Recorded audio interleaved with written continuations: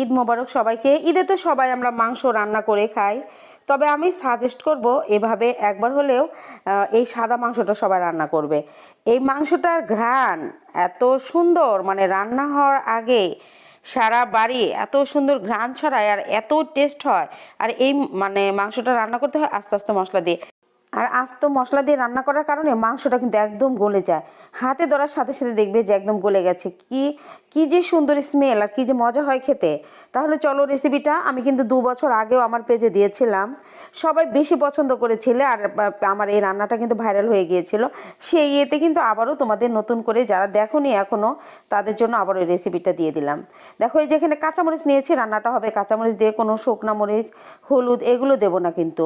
কাঁচামরিচটা একটু বেশি করে নিলাম, একটু ঝাল ঝাল হবে খাবারটা। নিয়ে নিলাম একটু আস্তে আস্তে ছোকলা ছোকলা করে, একটু পাটা একবার করে শিলে একটু বেটে নিয়েছি। আর আদাটা বেটে নিতে হবে, তার কারণ আদার ভিতরে যে একটা ছোকলা থাকে সেই ছোকলাটা আবার এই যে মানে আস্তেই হয়ে থাকে, এটা কিন্তু গলে না। এই দেখো যতই বাটবে না কেন এই ছোকলাটা কিন্তু আমান হয়ে থাকবে। এই জন্য আদাটা একটু বেটে নিতে হবে। 1 ইঞ্চির মতো আদা আমি দিয়েছি। রসুনগুলো কিন্তু থেতলিয়ে দিব আমি।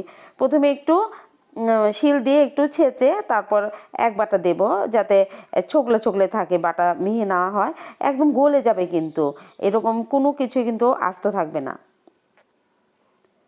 দেখো যে সবগুলো রসুন শিলে এখন এই যে একবার করে বেটে নেব। পেঁয়াজটাও এভাবে আমি দেব। এখানে 1 কেজি আমি প্রথমে 2 বছর আগে যেটা রেসিপি দিয়েছিলাম ওটা কিন্তু গরুর মাংস দিয়ে করেছিলাম। এবার আমি এটা খাসির মাংস দিয়ে করছি, আর এটা যে কোনো মাংস দিয়ে করা যায়। আর এই রেসিপিতেই কিন্তু আমার চিকেনের একটা রেসিপিও আছে, দুধ চিকেন। এরকম মানে এই রেসিপিতেই আমি করেছিলাম, সেটাও কিন্তু খেতে অসম্ভব মজা হয় দুধ দেওয়ার কারণে। ফ্লেভারটা এত ভালো আসে আর এত মজা হয়, বাচ্চা বড় সবাই চেটেপুটে খেয়ে নেবে। হওয়ার আগ থেকে দেখবে যে প্লেট নিয়ে সবাই হাজির হয়ে গেছে ফ্লেভারে, এতটাই মজা হয়। দেখো এই যে পেঁয়াজ 1 কিলো, এখানে খাসির মাংসের জন্য আমি 4টা বড় বড় দেখে পেঁয়াজ নিয়ে সব থেতলিয়ে সব আস্ত মশলাগুলো দিয়ে দিলাম।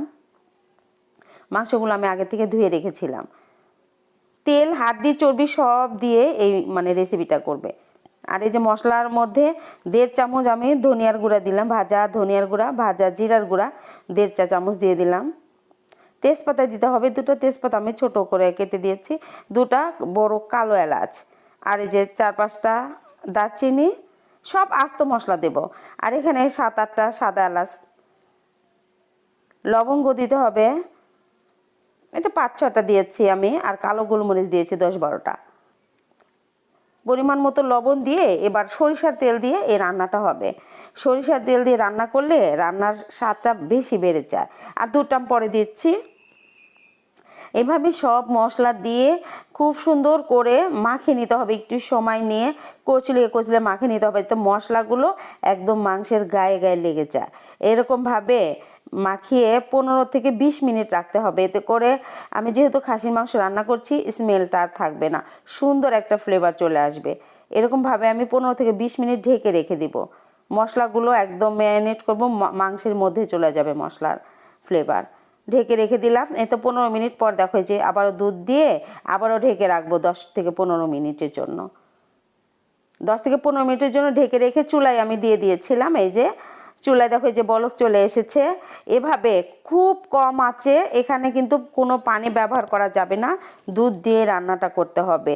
আমি বেশ মানে প্রায় 2 ঘন্টা লাগবে এই মাংসটা রান্না হতে। মাংসটা একদম নরম হয়ে গলে যাবে, তারপরে যে কি যে সুন্দর একটা স্মেল বের হবে, সারা বাড়ি মো মো করবে তোমার এই ঘ্রাণে। আশেপাশে সবাই বলবে কি রান্না হচ্ছে, এত সুন্দর ফ্লেভার। আর এই মানে ঘ্রাণেই তোমার অর্ধেক পেট ভরে যাবে কিন্তু, এতটাই টেস্টি, এতটাই মজা এই রান্নাটা। দেখো খুব কম আছে, সিদ্ধ হয়ে গেছে। এই যে লাস্টের দিকে দেখো আমি একটু বেরেস্তা দিয়ে দিলাম, বেরেস্তা দিয়ে আবারও 10 মিনিটের জন্য ঢেকে কম আছে, একদম মৃদু আছে রেখে দেব 10 মিনিটের জন্য। এ তো হয়ে গেছে, মাংসটা হয়ে গেছে, আমি নামিয়ে নিয়েছি। এখন দেখো এই যে বেড়ে দেখাচ্ছি, কি যে অপূর্ব দেখতে, যেমনটা সুন্দর খেতে, মাশাআল্লাহ অনেক বেশি মজা। এই যাবৎ যত মাংস রান্না করে খেয়েছো এর মতো স্বাদ আর কিছুই হতে পারে না। আর এটা কিন্তু গরু, খাসি, মুরগি সব কিছু দিয়ে কিন্তু এই রেসিপিতে তুমি রান্না করতে পারো। আমার মুরগি দিয়েও এই রেসিপি আছে একটা পেজে, এই যে দেখো, এই যে বাড়ছি। এটা পোলাও, সাদা ভাত, খিচুড়ি সব কিছুর সাথে জাস্ট ওয়াও। আশা করছি রেসিপিটা তোমাদের কাছে অনেক বেশি ভালো লাগবে, আর খেয়ে জানাবে কেমন হলো রেসিপিটা। আর ভালো লাগলে পেজটাকে অবশ্যই অবশ্যই ফলো করার অনুরোধ রইল।